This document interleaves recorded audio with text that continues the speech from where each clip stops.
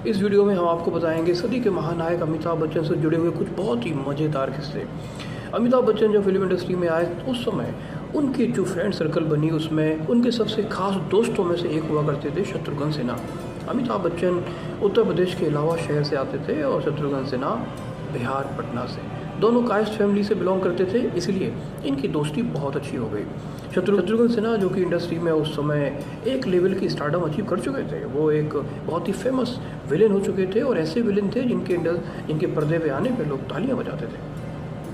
बहरहाल एक बार शत्रुघ्न सिन्हा अमिताभ बच्चन को महमूद साहब के पास ले गए और महमूद साहब ने जब अमिताभ बच्चन को पहली बार देखा तो उन्हें बहुत हंसी आई और उन्होंने शत्रुघ्न सिन्हा को बोला कि शत्रु, ये ताड़ का पेड़ तुम कहाँ से उठाना है। हालांकि साथ में रहते रहते महमूद साहब अमिताभ बच्चन को पसंद करने लगे और फिर उसके बाद उन्होंने अमिताभ बच्चन की रिकमेंडेशन शुरू की। अमिताभ बच्चन को वो डायरेक्टर्स के पास ले जाते थे, मिलवाते थे और बताते थे कि ये एक बहुत ही टैलेंटेड लड़का है और इसके लिए आप अपने फिल्म्स में कोई रोल हो तो ज़रूर देखिए।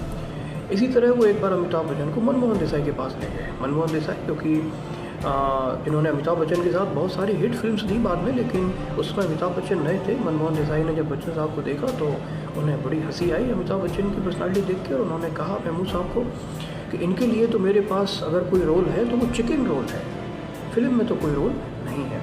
महमूद साहब जहाँ एक तरफ अमिताभ बच्चन की हेल्प करते थे फिल्म्स को पाने में, वहीं दूसरी तरफ अमिताभ बच्चन की वो मदद करते थे जब अमिताभ बच्चन किसी कॉम्प्लिकेटेड सीन में फंस जाते थे और अच्छे से नहीं कर पाते थे। ऐसा एक वाकया हुआ आनंद मूवी के दौरान। आनंद मूवी का क्लाइमैक्स सीन था, राजेश खन्ना को मरना था और अमिताभ बच्चन को एक बड़ा डायलॉग डिलीवर करना था। अमिताभ बच्चन से हो नहीं रहा था, कई बार उन्होंने रीटेक लिए लेकिन क्लिक नहीं किया। अमिताभ बच्चन कई बार रीटेक करने के बाद जब दिन के एंड में महमूद साहब के पास गए तो उन्होंने कहा कि ये सीन हो नहीं रहा है और सीन बहुत इंपॉर्टेंट है, क्लाइमैक्स सीन है। महमूद ने कहा देखो इसमें ज़्यादा दिमाग मत लगाओ, तुम ऐसे मान के चलो कि सुपरस्टार राजेश खन्ना अगर सही में मर जाएं तो तुम्हारा क्या रिएक्शन होगा, बस तुम यही रिएक्शन देने की कोशिश करो। अगले दिन अमिताभ बच्चन सेट पे गए और अमिताभ बच्चन ने महमूद की इस बात को फॉलो किया और उन्होंने उस सीन को बहुत ही शानदार तरीके से किया। ऋषिकेश मुखर्जी उन चुनिंदा डायरेक्टर्स में से एक हुआ करते थे जो अमिताभ बच्चन के टैलेंट को जिन्होंने जंजीर से पहले पहचान लिया था और ऋषिकेश मुखर्जी हमेशा अमिताभ बच्चन को एक बहुत अच्छा एक्टर मानते थे और इसी का नतीजा था कि उन्होंने अमिताभ बच्चन के साथ आनंद, चुपके चुपके, जुर्माना, बेमिसाल, अभिमान, मिली और आलाप जैसी कई सारी मूवीज़ की। अमिताभ बच्चन के साथ जब वो नमक हराम मूवी बना रहे थे तो नमक हराम मूवी जंजीर से पहले बननी शुरू हो गई थी। अमिताभ बच्चन उस समय तक स्टार नहीं बने थे। मूवी बननी शुरू हुई तो अमिताभ बच्चन के साथ थे उस समय के सुपरस्टार राजेश खन्ना। मूवी की शूटिंग शुरू हुई तो राजेश खन्ना तो बिजी थे, जाहिर सी बात है, सुपरस्टार थे, उनके पास टाइम नहीं था और अमिताभ बच्चन के पास तो टाइम था। मूवी की शूटिंग शुरू हुई तो ऋषिकेश मुखर्जी ने अमिताभ बच्चन का हिस्सा पहले शूट कर लिया। शूट करने के बाद उन्होंने उसे डिस्ट्रीब्यूटर्स को दिखाया।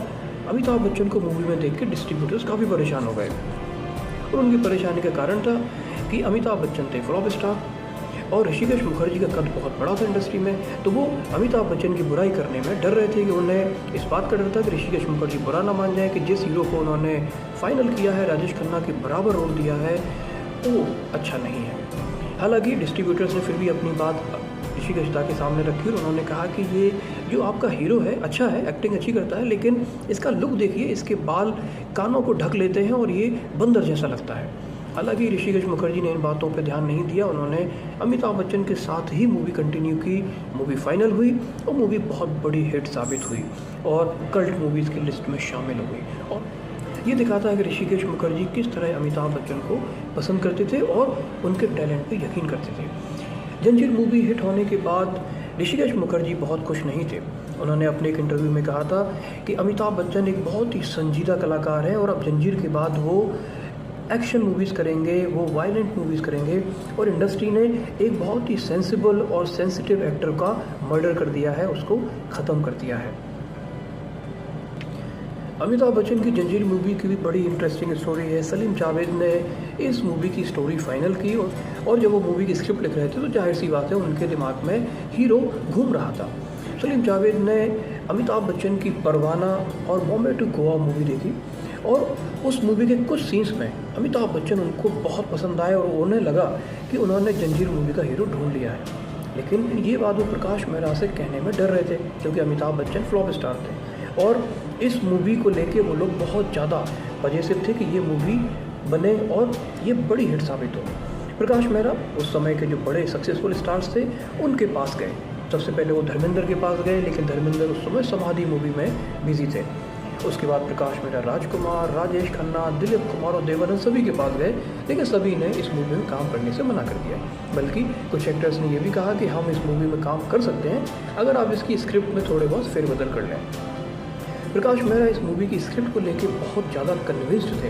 उन्होंने उस मूवी की स्क्रिप्ट में कोई भी छिड़कानी नहीं की कर दिया। जब सारे सक्सेसफुल एक्टर्स ने मना कर दिया, तब सलीम जावेद ने अमिताभ बच्चन का नाम सुझाया प्रकाश मेहरा को, और उन्होंने परवाना और बॉम्बे टू गोवा के वो कुछ सीन्स दिखाए। और उन्होंने जब वो सीन प्रकाश मेहरा ने देखे तो उन्हें भी कहीं ना कहीं लगा कि उन्हें अपनी मूवी का विजय मिल गया है।